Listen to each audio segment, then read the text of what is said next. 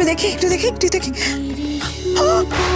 পার্বতী পামে তোমার কোটি চন্দ্র প্রভারাজে তোমায় বিধি বিষ্ণুর শিরেছি কল্পতরু তুমি নমি গো তোমায় কল্পতরু তুমি নমি গো তোমায়। দেখেছেন গুরুদেব, এই হলো পঞ্চমী।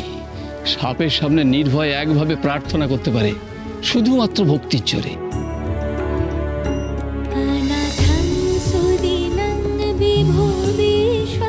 ওর ভক্তিতে বিষধর সাপও হার মানে, আমি নিজের চোখে দেখেছি। আপনিও তো দেখছেন গুরুদেব।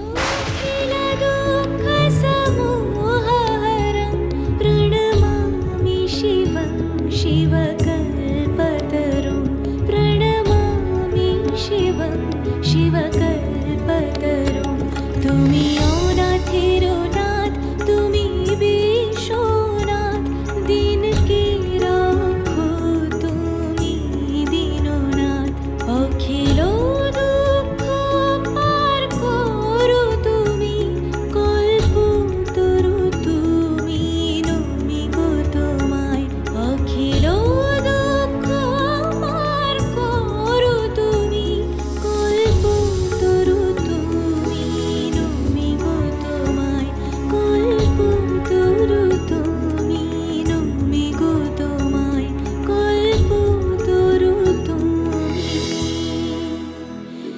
নমি গো তোমায়।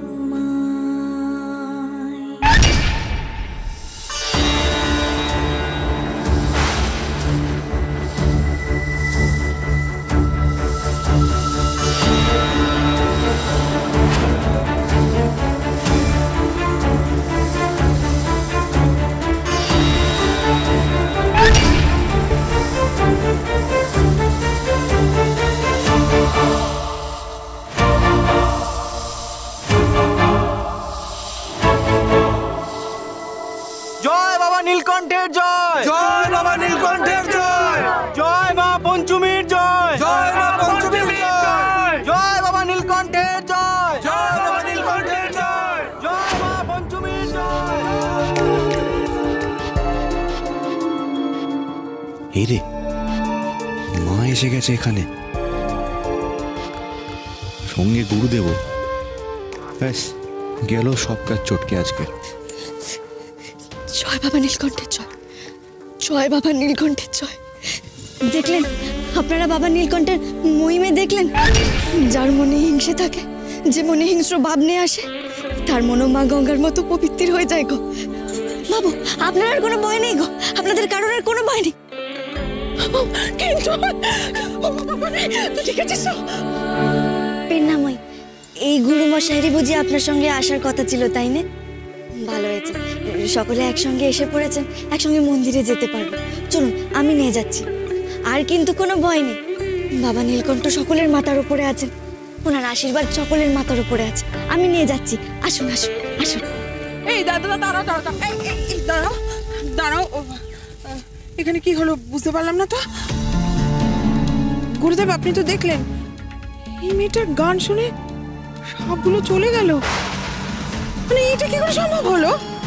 ও এতগুলো সাপকে বশ করলো কি করে? তুমি এতক্ষণে বোঝোনি? উনি নিশ্চয়ই কোনো বেদের মেয়ে, তাই সাপকে বশ করতে জানেন। খুব ক্ষমতা আছে ওনার কিন্তু।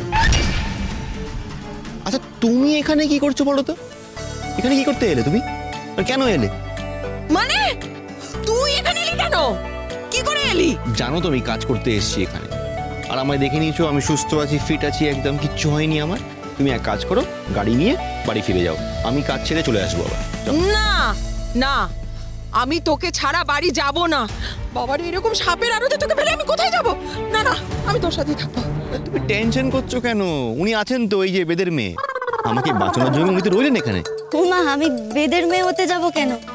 আমি তো বাবা নীলকণ্ঠর ভক্ত, আর ভক্তির কাছে সকল খারাপ জিনিস হার মানে। আপনারা তো দেখলেন, এই বুঝি আপনার মা। শুনুন না, এত দূর যখন এসেছেন তখন বাবার দর্শন করবেন না? আপনার ছেলের ওপর দিয়ে এত বড় একখান ভাড়া গেল, একবার বাবা নীলকণ্ঠর পুজো দিয়ে যান। চলুন আমার সঙ্গে আসুন, আমি মন্দিরে নিয়ে যাচ্ছি, আসুন।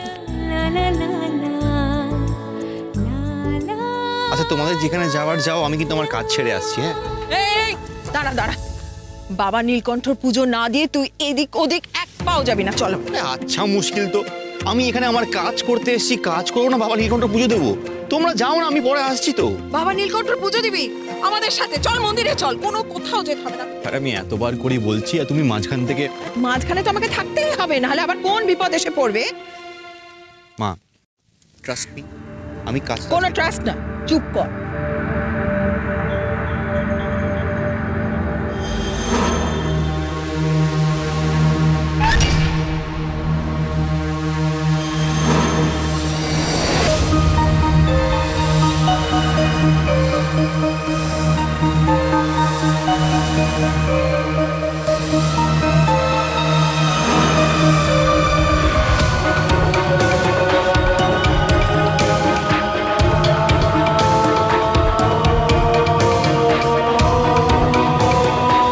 কি ভাবছেন গুরুদেব?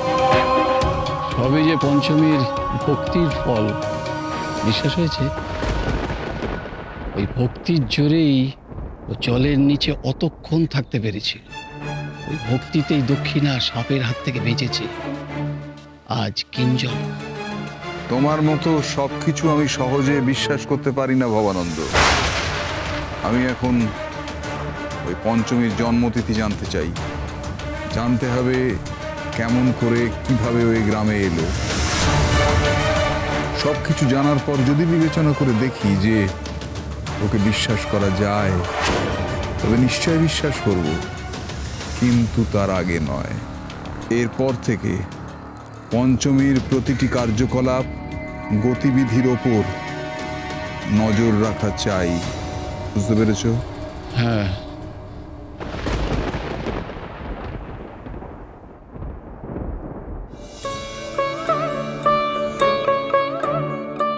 ও বাবা ঠাকুরেরা, এ কি আপনারা এখানে দাঁড়িয়ে পড়লেন কেন? পথ কিন্তু আর একটুখানি, মন্দির প্রায় এসেই গেছে, চলুন। ও বাবু, বাবুর মা, আপনারাও পা চালিয়ে আসুন দেখি, আসুন, আপনারা আমার সঙ্গে আসুন, আসুন। বাবা নীলকণ্ঠকে মনে মনে বলবো, কি হলো নাকি? কি হলো নাকি? কোথায় সাপ? কি হচ্ছে? কোথায় সাপ? কোথায় সাপ? কোথায় সাপ দেখলেন? কোথায় কোথায়?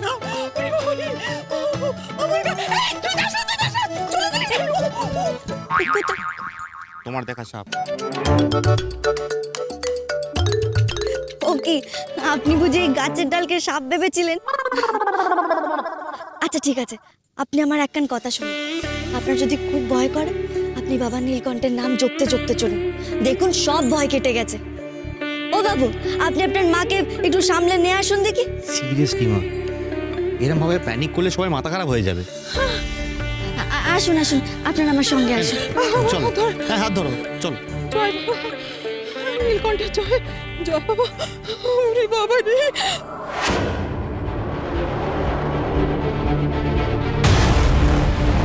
তুমি বলেছিলে পঞ্চমীর সব কথা মেনে নিতে, তাই ওর কথা মতো আমরা ফনা নামিয়ে সরে গেলাম। কি লাভ হলো তাতে? ও ভাবলো আমরা বুঝি মহাদেবের নাম শুনে সরে গেলাম। ভাববে, ভাবতে ওকে হবে। পঞ্চমী আমাদের একজন, নাগিনী রূপে আসতেও বাধ্য। সে কাজ আমরা করিয়ে ছাড়ব।